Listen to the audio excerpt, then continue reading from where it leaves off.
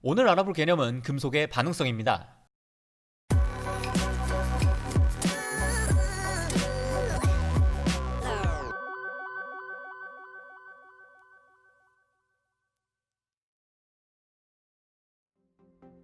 오늘은 화 1에 있었던 개념 중 화2로 신분 상승한 금속의 반응성에 대해 배워보겠습니다. 우선 본 내용에 들어가기 앞서서 제가 통합과학에서 배웠던 질문을 하나 드려보겠습니다. 산은 금속과 반응하여 수소기체를 발생한다. 이 말은 맞는 말일까요? 틀린 말일까요? 정답은 맞을 수도 틀릴 수도 있다입니다. 여기 이 사진들을 봅시다. 전부 다 같은 염산에 금속박을 넣은 상태인데 어떤 금속은 기포가 나오고 어떤 금속은 끄떡도 하지 않죠. 바로 금속의 종류에 따라 산과 반응하는 정도가 다르기 때문입니다. 반응하는 정도가 큰 금속일수록 산과 격렬하게 반응하여 기체를 발생시키고, 반응하는 정도가 작은 금속일수록 산과 반응하지 않고 기체도 발생시키지 않게 되는 것이죠. 이 반응하는 정도를 우리는 금속의 반응성이라고 얘기할 겁니다. 그럼 정확히 말해서 금속의 반응성이란 무엇이냐? 금속 원소의 경우는 보통 주기율표에서 왼쪽에 위치하면서 안정한 18쪽 원소의 배치를 갖기 위해 전자를 잃는 것이 보통인 원소들을 말했습니다. 이때 전자를 잃는 게 보통이라는 말은 환원보다는 산화가 되는 것이 자연스러우며, 상태로 봤을 때는 중성 원자 상태에서 양이온이 되려는 성질을 갖는 것이 보편적이라는 것을 의미하죠. 그리고 그것을 이루기 위해서는 여러가지 결합이나 반응을 일으켜야만 합니다. 그럼 반응을 잘하려는 금속 원소는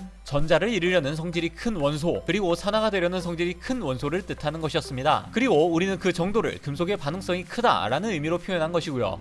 그리고 산화가 잘 된다는 말은 양이온이 되려는 성질이 큰 원소라는 뜻과 동일하므로 반응성이 크면 양이온이 잘 되는 원소라는 의미도 포함하게 됩니다. 때문에 금속의 반응성을 다른 말로 금속의 이온화 경향성이라고도 하죠. 여기서 말하는 이온은 당연히 양이온일 거고요. 아까 봤던 이 두 가지 실험을 가지고 설명해 보겠습니다. 왼쪽의 경우는 마그네슘 금속을 묽은 염산에 넣은 것이고, 오른쪽은 구리 금속을 묽은 염산에 넣은 것입니다. 먼저 마그네슘의 경우를 설명해 보자면, 일단 이 반응의 화학 반응식은 이렇게 되고, 이것은 산화환원 반응임을 알 수가 있죠. 그리고 이 실험의 과정을 계략적으로 그려보면, 맨 왼쪽의 비커에는 염산에 포함된 수소 양이온이 용액 속에 들어있다가 고체 상태의 마그네슘과 반응하여 날아가고, 마그네슘은 이온이 되어 용액 내로 녹아 들어가는 과정이라고 볼 수 있겠죠. 그럼 여기서 어떤 원소가 더 양이온이 되기 좋아하니? 라고 물어봤을 때 여러분들은 어떻게 대답할 수 있을까요? 당연히 마그네슘이 수소보다 양이온이 되길 원한다는 것을 알 수 있을 겁니다. 만약 수소가 마그네슘보다 양이온이 되려는 성질이 더 컸다면 마그네슘이 양이온이 되는 것을 방해해서 반응이 진행되지 않았겠죠. 즉, 이 실험의 결과를 봤을 때 마그네슘이 수소보다 반응성이 더 크다라고 표현할 수 있는 것입니다. 자, 그럼 이번엔 구리의 경우를 살펴봅시다. 구리의 경우는 기체가 발생하지 않는 것으로 보아 반응이 일어나지 않는다고 볼 수 있죠. 그 상황을 계략적으로 나타내면 아래와 같이 용액 내에는 묽은 염산에 포함된 수소가 양이온 상태로, 그리고 구리는 그대로 금속인 채로 존재하고 있다는 점을 알 수 있을 겁니다. 이 상태가 유지되는 것으로 봐서 구리는 수소보다 양이온이 되려는 성질이 약하다고 봐도 되겠죠. 즉, 수소가 구리보다 반응성이 더 크다라고 표현할 수 있는 것입니다. 지금까지의 예시들의 실험 결과를 종합해봤을 때 반응성의 순서를 추리해보면 이렇게 마그네슘이 가장 크고 사이의 수소 그리고 구리의 순서로 작아지는 반응성을 갖는다고 결론을 내릴 수가 있습니다. 이렇게 실험을 통해서 금속들 사이의 반응성 크기를 비교할 수 있다는 점도 여러분들이 기억해 두셔야 할 부분인 것 같네요. 그리고 방금 비교해본 것처럼 금속의 반응성은 금속의 종류에 따라 각기 다르게 나타나는데, 이를 순서대로 쭉 세워보면 다음과 같이 칼카나마 아라철니 준합수구 수은백금의 순서로 작아집니다. 여러분, 이 정도는 외워줍시다. 화학하는 사람으로서 이거 모르면 선 넘는 겁니다. 여담이지만 금이 반응성이 가장 작죠. 그래서 금은 오랜 기간 밖에 놔둬도 산소나 다른 원소들에 의해 변하지 않습니다. 반응성이 작으니까요. 그래서 비싼 거죠.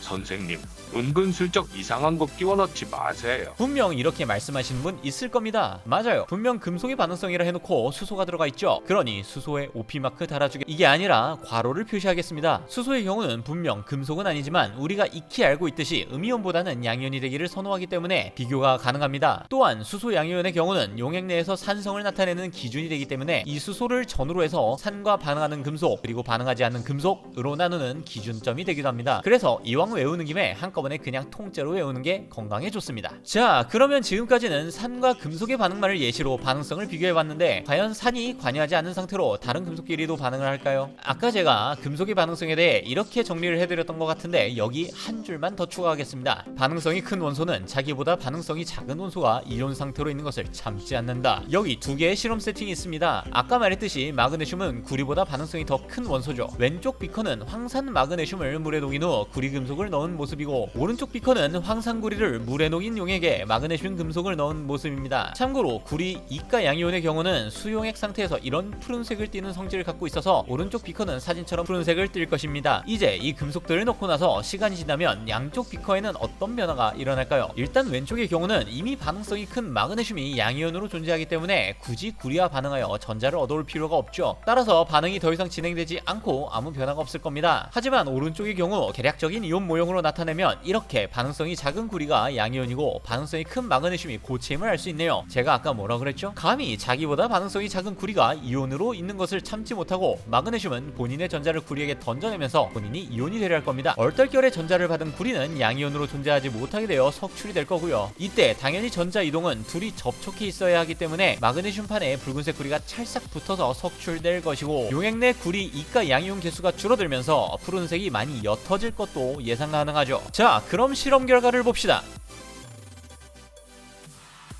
이처럼 금속과 금속이 반응할 때는 반응성이 작은 금속이 이온 상태, 그리고 반응성이 큰 금속이 중성인 경우 반응이 발생하게 됩니다. 그 반대의 경우는 반응이 일어나지 않고요. 자, 지금까지 금속의 반응성에 대해서 간략하게 알아보았습니다. 뭔가 할 얘기가 엄청 더 많은데 5분을 넘을 것 같으니까 빠르게 여기서 마무리하고 다음 화학전지에서 추가 설명하겠습니다. 그럼 통과!